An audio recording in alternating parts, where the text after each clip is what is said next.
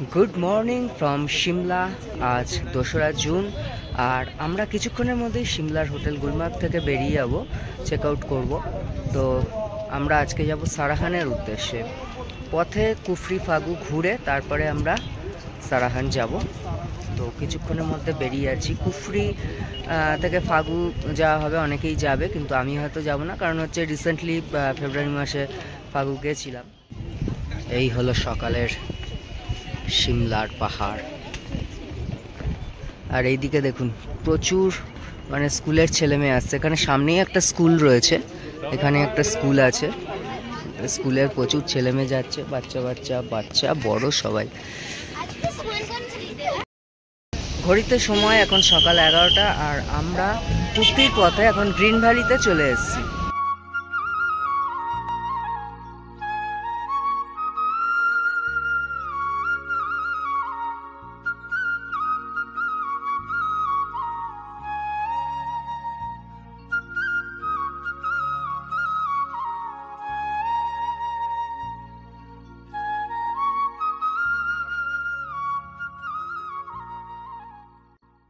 এখন সময় 12:15, দুপুর 12:15, আর এখন চলে এসেছি কুফরিতে। কুফরি থেকে নারকান্ডা যাব, সেখানে গিয়ে লাঞ্চ হবে। নারকান্ডা এখান থেকে মোটামুটি 48 কিলোমিটার, 1.5 ঘন্টা সময় লাগবে। আর নারকান্ডা থেকে আজকে আমাদের স্টে হবে সারাহান যাব নারকান্ডা থেকে। ওটা নারকান্ডা থেকে মোটামুটি 148 কিলোমিটার, 4.5-5 ঘন্টা সময় লেগে যাবে। তো কুফরি থেকে অনেকেই ফাগু গেছে, যার জন্য আমরা ওয়েট করছি। আমরা যাব না, আমার আগেও 2বার ঘোরা হয়েছে ফাগু। এটা হলো কুফরি জু, হিমালয়ান নেচার পার্ক কুফরির এই জুতে পার পার্সন 60 রুপিস লাগে এন্ট্রি ফিস। আর এখানে মঙ্গলবার করে বন্ধ থাকে, প্রত্যেক মঙ্গলবার কুফরির এই জু বন্ধ। এখানে প্রচুর বাঁদর আছে, আর এই অ্যানিম্যালগুলো মোটামুটি দেখা যায় জুতে। কমন লেপার্ড, তারপরে leopard cat, Himalayan brown bear.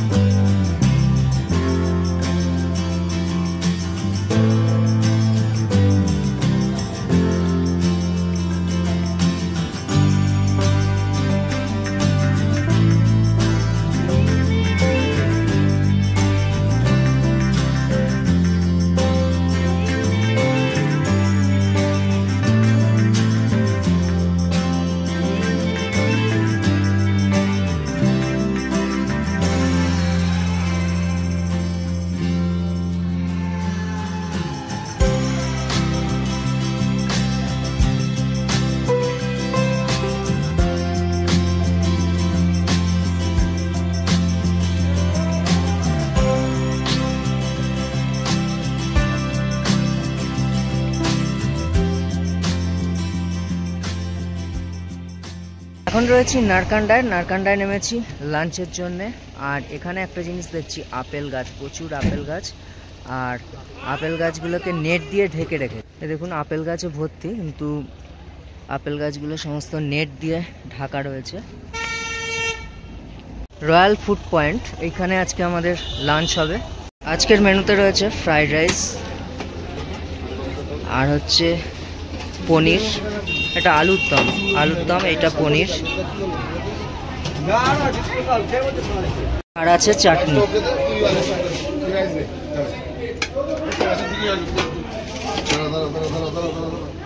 কান্ডাতে আজকে দ্বিতীয় দিনে সবাই লাঞ্চ করছে।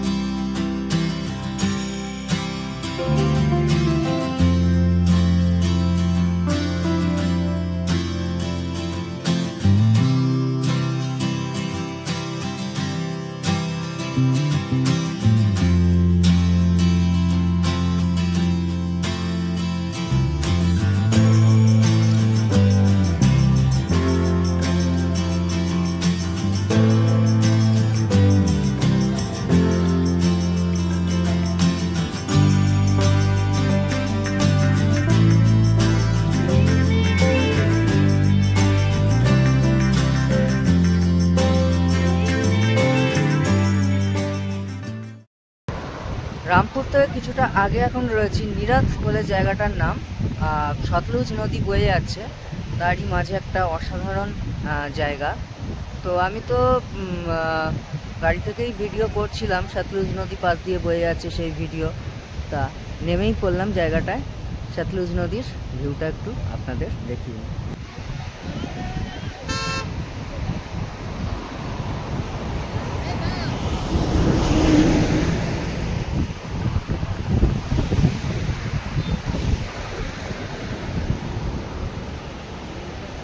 আপন গতিতে বয়ে যাচ্ছে সতলুজ নদী।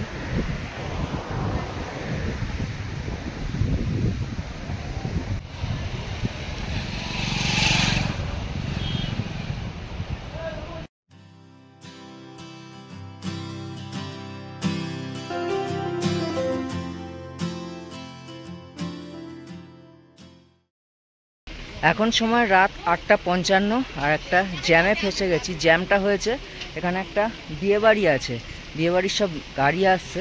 রাস্তা তো প্রচণ্ড সরু, যার জন্যে ওই দিক থেকে গাড়িগুলো আসছে আর এই দিক থেকে গাড়িগুলো আটকে রয়েছে সব। ওইদিকেও গাড়ি আসতে পারছে না, এরাও যেতে পারছে না, একটা বিচ্ছিরি রকম জ্যাম হয়ে রয়েছে। দেখুন গাড়িগুলো পরপর সব আটকে রয়েছে। এইদিকে আমাদের গাড়ি এই গাড়িটার পেছনে আছে, ওই দিকের ওই গাড়িগুলো আসবে, তারপরে এই গাড়িগুলো যেতে পারবে।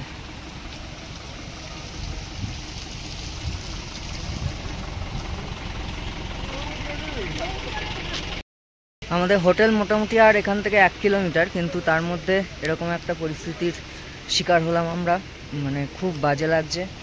এসে গেছি প্রায় হোটেলের কাছে, আর 1 কিলোমিটার হলেই আমরা পৌঁছে যেতাম, কিন্তু এখানে অনেকটা টাইম নষ্ট হচ্ছে। এই যে বাসটা আসছে, বিশাল বড় বাস, এটা বরযাত্রীর বাস মনে হচ্ছে, বিশাল একটা বড় বাস। আরও এইদিকে অনেকগুলো গাড়ি আটকে রয়েছে, ওগুলো পরপর আসবে, তারপরে এইদিকের গাড়ি যাবে। এখন 9:15 অবশেষে আমাদের হোটেল সারাহানের হোটেল স্নো ভিউ হোটেলে পৌঁছালাম। এই যে হোটেল স্নো ভিউ, ভালো করে দেখাবো কালকে সকালে, একদম ভালো করে আশপাশটা দেখাবো। সারাহানে আমাদের হোটেলের রুম নাম্বার 207। চলুন রুম ট্যুরটা আগে করিয়ে নিই। এই হচ্ছে বেড, এখানে চার্জিং পয়েন্ট আছে, এইদিকে একটা সোফা আছে, এলইডি আছে, বসার জায়গা, এখানে বসে চা কফি খেতে পারবে। আর এইদিকে আরেকটা সোফা, এখানে আরও 2টো চার্জিং পয়েন্ট রয়েছে। এবার চলুন, এখানে একটা ড্রেসিং টেবিল রয়েছে, আর বাথরুমটা এবার দেখিনি।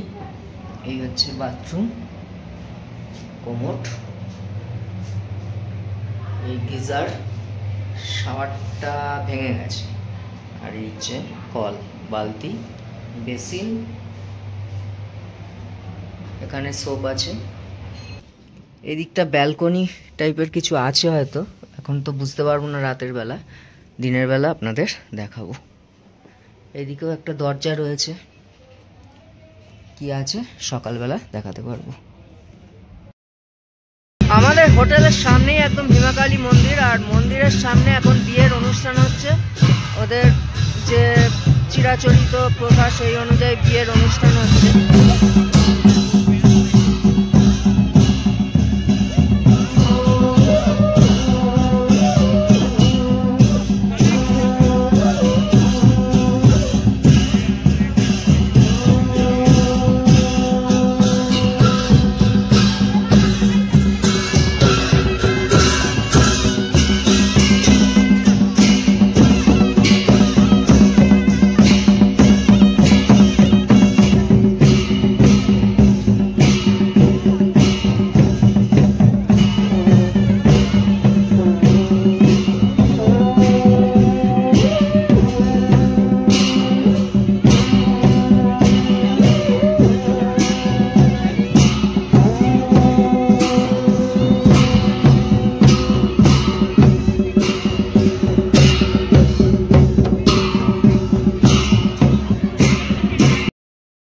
Good morning from Sarahan.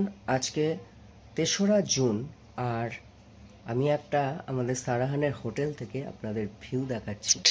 পর্দাটা সরালাম, আর এই ভিউ, এই হচ্ছে ব্যালকনি। ব্যালকনিতে বসে ভিউ দেখতে পারবেন, চেয়ার রয়েছে, আর ব্যালকনি থেকে এই ভিউ। রাতে যখন এসেছিলাম তখন তো অন্ধকার ছিল, কিছু দেখাতে পারিনি। পাহাড়গুলো দেখুন, পাহাড়গুলোর মাথায় সব বরফ জমে রয়েছে। আকাশে তো মেঘ, এখান থেকে ওয়েদার ক্লিয়ার থাকলে শ্রীখণ্ড কৈলাস দেখা যায়। আমাদের চা এসে গেছে, চা দিতে চলে এসছে। আমাদের হোটেলের রুমটা অসাধারণ, আর নিচে দেখাবো। নিচে কালকে হোটেলের সামনেটা তো দেখাতে পারিনি, রাত্রি হয়ে গেছিল। সমস্ত কিছুই দেখাবো। ডাইনিংটাও কালকে রাতে অনেক রাতে ডিনার করতে গেছি, আর দেখাইনি। আজকে সেগুলো সব দেখাবো। তারপরে আমরা যাব ভীমা কালী মন্দির দর্শনে। আমাদের হোটেলের একদম পাশে, খুব কাছেই আমাদের মন্দির। আমাদের হোটেল স্নো ভিউ, আর ঠিক ক্যামেরাটা ঘোরালাম, এইদিকে হচ্ছে মন্দির, ভীমা কালী মন্দির। চলুন মন্দির দর্শন করতে যাব এবার। একদম আমাদের হোটেলের কাছে এই হোটেল, আর এই হচ্ছে মন্দির। এই হলো মন্দির। মন্দিরের একেবারে সামনে চলে এসেছি, আর মন্দিরের সামনেই পুজো দেওয়ার জিনিসপত্র বিক্রি হচ্ছে। চলুন যাব মন্দির। এখানে সব জিনিসপত্র আছে, তারপরে ফটো আছে ভীমা কালী মন্দিরের, সব কিছু পেয়ে যাবেন। এখানে মাফলার টুপির দোকান রয়েছে। এই ভীমা কালী মন্দিরে থাকাও যায়, সেই হচ্ছে rest house, temple rest house. হচ্ছে ভীমা কালী মন্দিরের প্রথম গেট পার করে তারপর একটা উঠোন দেখতে পাচ্ছি। ভীমা কালী মন্দিরে যাওয়ার জন্য 4টে গেট পার হতে হয়, আর এখানে 3খানা উঠোন আছে। প্রথম গেট পার করে আমরা প্রথম উঠোনে এখন দাঁড়িয়ে আছি, আর এখানে রয়েছে নরসিংহদেবের মন্দির। এই যে চারদিকে রয়েছে রেস্ট হাউস, আর এই হলো নরসিংহদেবের মন্দির। নরসিংহ মন্দির দর্শন করতে যাব।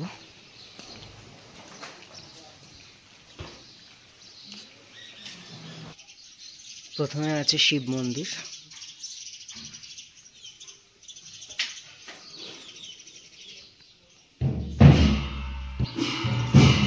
আর এই পাশেই হলো নরসিংহদেবের মন্দির। এই হলো নরসিংহদেবের মূর্তি। এই পাশাপাশি এই হচ্ছে শিব মন্দির, আর এই হলো নরসিংহদেবের মন্দির।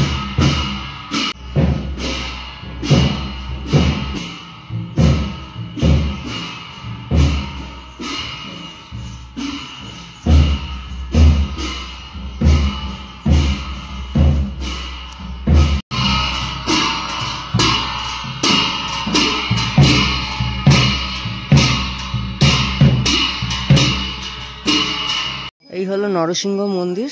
এবার এখানে জুতো খুলে তারপরে আমাদের ঢুকতে হবে এই গেট দিয়ে।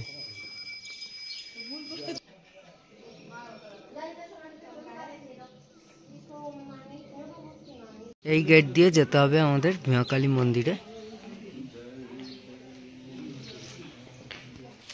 এই হলো ভীমা কালী মন্দির, আর আমি যেই জায়গাটা দাঁড়িয়ে আছি এই দিকে হচ্ছে রঘুনাথজি মন্দির। এই ওপরে, এখানে যেতে দেয় না।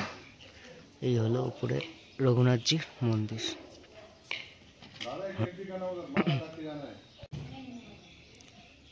এই রঘুনাথজি মন্দির, আর এইদিকে হচ্ছে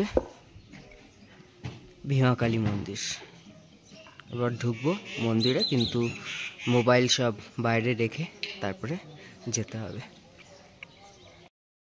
এই ভীমা কালী মন্দির 800 বছরের পুরনো মন্দির, আর এই মন্দির হচ্ছে 51 শক্তিপীঠের এক পীঠ। এই হচ্ছে লকার রুম, এখানে লক করে জিনিসপত্র, মোবাইল আরও যা কিছু আছে ব্যাগ ট্যাগ রেখে তবে মন্দিরে প্রবেশ করতে হবে। ভীমাকালী মন্দির দর্শন করে এলাম। অসাধারণ মন্দিরটা, অসাধারণ কারুকার্য আর হিমাচলি রীতি অনুযায়ী কাঠের মন্দির। আর এখানে মূর্তি দুটো ধাপে রয়েছে। দ্বিতীয় ধাপে একদম নিচ থেকে উঠে মাঝের যে ধাপ সেখানে রয়েছে কন্যা রূপে, তার ওপরের ধাপে মাতা রূপে রয়েছে। অসাধারণ মূর্তি। এই মন্দিরে ঢোকার জন্য ছেলেদের মাথা ঢেকে ঢুকতে হয়।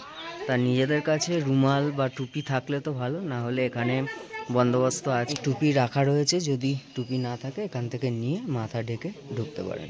এদিকে রয়েছে পাতাল ভৈরবজির মন্দির। পাতাল ভৈরবজির মন্দিরে প্রবেশ করব।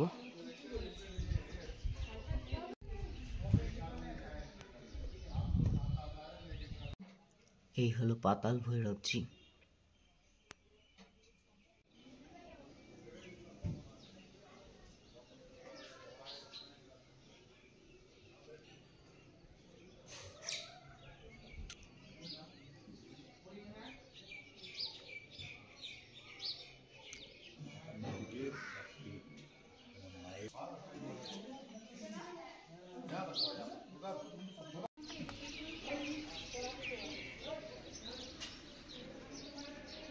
ওইদিকে ভীমাকালী মন্দির, আর এখন আমরা যাচ্ছি রাজার বাড়ি, ওইদিকে যাব।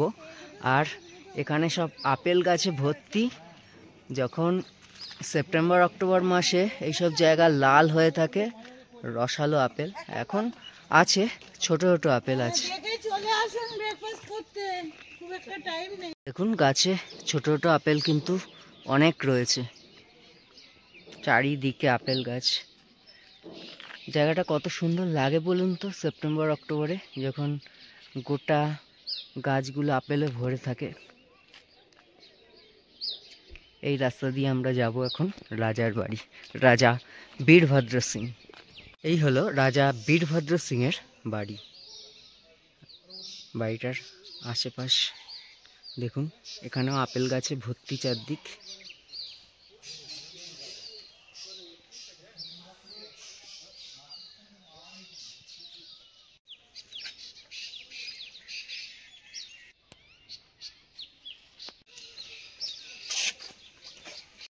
এখন সময় সকাল 10টা, আর আমরা সারানের হোটেল থেকে চেক আউট করছি। চেক আউট করে আজকে আমরা যাব সাংলা হয়ে চিটকুল যাব। তো চলুন যা লাগেজ বের হচ্ছে, বাইরে সব বের করে রেখেছে, এগুলো গাড়িতে তোলা হবে। এটা হচ্ছে এই হোটেলের রেস্টুরেন্টটাও একবার দেখিয়ে নিই আপনাদের। খুব সুন্দর রেস্টুরেন্টটা।